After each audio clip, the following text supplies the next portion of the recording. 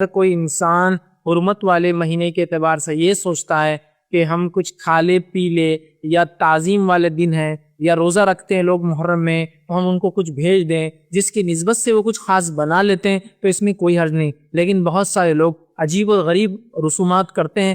کچھ لوگ یہ کرتے ہیں کہ شربت بنا کے خاص طور سے ان دنوں میں بانٹتے ہیں۔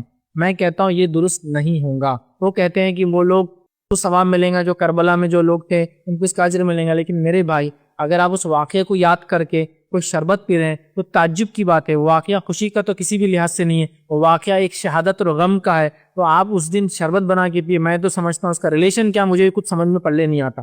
واقعہ لوگ سے سناتے کہ وہ لوگ پیاسے تھے، ان کو پانی تک نہیں ملا، اور یہاں آپ لوگ شربتیں پلا رہے ہیں اور دودھ کی شربت پلا رہے ہیں، یہ کون سا طریقہ؟